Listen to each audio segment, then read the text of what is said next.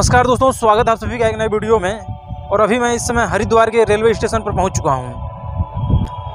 तो चलिए हम यहाँ से चलेंगे शांति कुंज, और वहां पर आपको हम मुफ्त में भोजन और मुफ्त में रहने की व्यवस्था के बारे में भी बताएंगे। तो चलिए चलते हैं।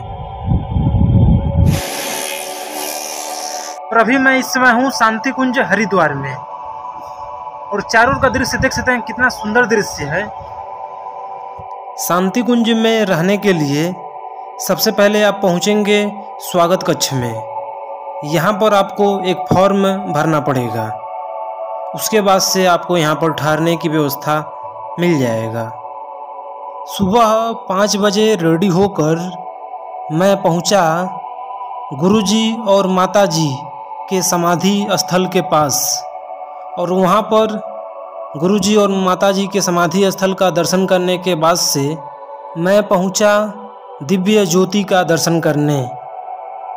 और वहाँ पर दिव्य ज्योति का दर्शन करने के बाद से मैं पहुँचा वेद माता गायत्री मंदिर, और यहाँ पर 7 ऋषि मुनि लोगों का दर्शन करने के बाद से और वेद माता गायत्री का दर्शन करने के बाद से मैं पहुँचा शिव मंदिर, और यहाँ पर भगवान महाकाल का दर्शन करने के बाद से, जल चढ़ाने के बाद से मैं पहुंचा श्री हनुमान जी का दर्शन करने, और हनुमान जी का दर्शन करने के बाद से मैं पहुंचा यज्ञशाला में, और यहाँ पर यज्ञ करने के बाद से ओम त्र्यंबकं यजामहे सुगंधिं पुष्टिवर्धनं उर्वारुकमिव बन्धनान् मृत्योर्मुक्षीयमामृतात् स्वाहा इदं महामृत्युंजय इदं नमः।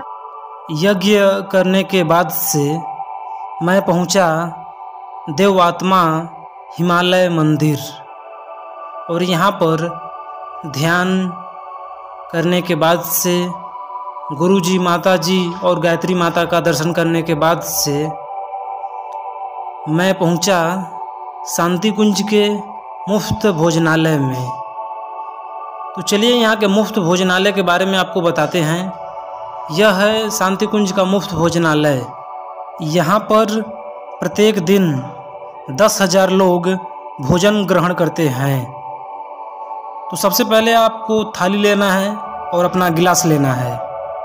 उसके बाद से इसको जाकर बढ़िया से वॉश कर लेना है, और उसके बाद से चलना है आपको भोजन ग्रहण करने। यहाँ पर आपको अलग अलग तरह के भोजन हर टाइम मिलते रहते हैं। यहाँ पर जो भोजन का टाइम है सुबह 8:30 से दोपहर तक, और शाम के 4:30 बजे से लेकर 8:30 बजे तक भोजन यहाँ पर मिलता है। चलिए आपको पूरा शांति कुंज का दर्शन कराते हैं। देवात्मा हिमालय के ठीक बगल में यह सुंदर पौधशाला है। यहाँ पर विभिन्न प्रकार की जड़ी बूटियों वाले पौधे और फूल पत्तियों वाले पौधे मौजूद हैं।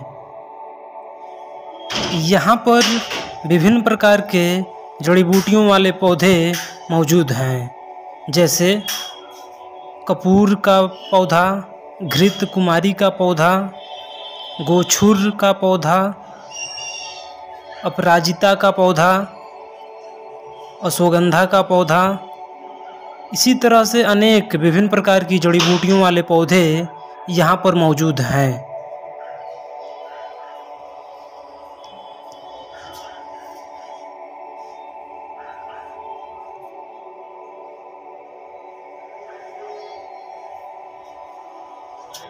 रुद्राक्ष का वृक्ष देख सकते हैं आप।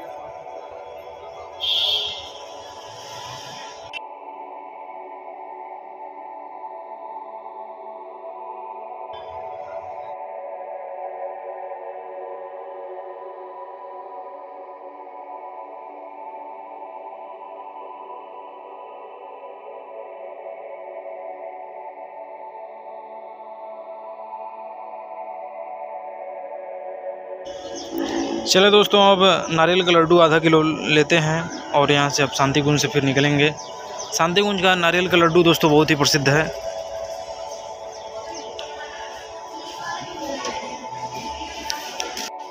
चलिए दोस्तों, अपना नारियल का लड्डू पैक हो गया है। अब चलिए चलते हैं।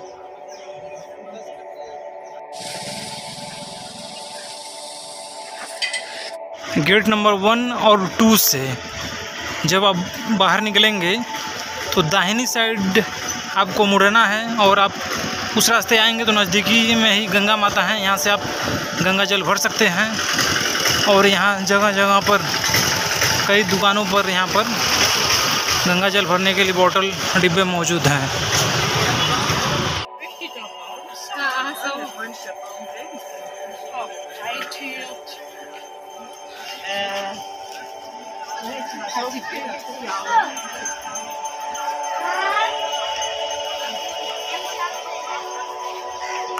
हरिद्वार की जो गंगा माता हैं उनका दर्शन आप कर सकते हैं।